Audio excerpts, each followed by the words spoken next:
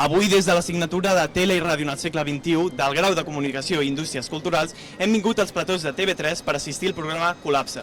Ara escoltarem les expectatives dels nostres alumnes. Heu assistit mai a un plató de televisió? Nunca. No, és la primera vegada. Bueno, vaig estar una mica de visita guiada, però com a tal, com a públic, no. Jo no. Jo tampoc. No? Mai. Doncs no, primera vegada i amb moltes ganes de veure com funciona la maquinària, les càmeres i sí, amb il·lusió, la veritat. I quines són les vostres expectatives avui en els platós de Col·lapse? Pues cómo es todo el proceso de grabación de un programa en vivo. A mi m'agradaria veure i entendre la manera en la que funciona un programa per dins i bueno, doncs poder entendre d'aquesta experiència.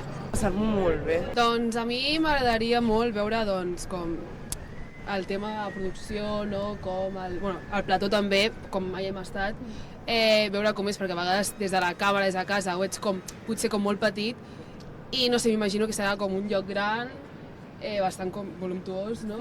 Sí, i tu?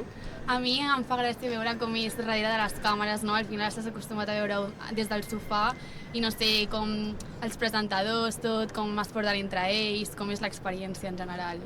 Doncs una mica aprendre com es munten els plans i les diferents càmeres que hi ha al plató i una mica la dinàmica entre periodista, entrevistat, no m'interessa i a veure què tal.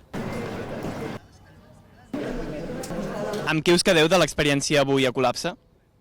Sobre todo con todo el proceso de lo que es la dirección y el backstage de un programa. Jo em quedo amb el coordinador del públic, que m'ha fet molta gràcia, i amb el Bert Pla. Bé, en si ha estat molt entretingut, he pogut veure què és el que es fa allà dins, però també em quedo molt amb l'entrepà i la beguda que ens han donat al sortir, la veritat que s'agraeix aquesta. T'ha agradat Col·lapse per l'entrepà o per alguna més? Home, no, ha estat entretingut, tots els continguts que han donat ha sigut molt interessant, la veritat. Segons quin convidat m'ha sorprès, com per exemple l'Anna Grau, però sí, estava molt bé, ho valoro molt positiu. Doncs jo diria, potser els plans seqüència m'han sorprès perquè no esperava que n'hi haguessin tants i no sé, les diferents càmeres que hi ha en un mateix plató, tot i ser un plató petit, penso que s'ha optimitzat molt l'espai i anaven jugant amb molts plans diferents, perspectives i han tret molt de joc. Recomanaríeu aquesta experiència als alumnes del futur del grau? Sí, definitivamente. Sí. Te abre la cabeza. Entens el que tu sempre veus a casa teva, llavors és una experiència molt bona. I tant, sí, si es dona l'ocasió de que doncs això pugueu anar a veure un programa en directe, està molt guai, a part vas amb gent que coneixes.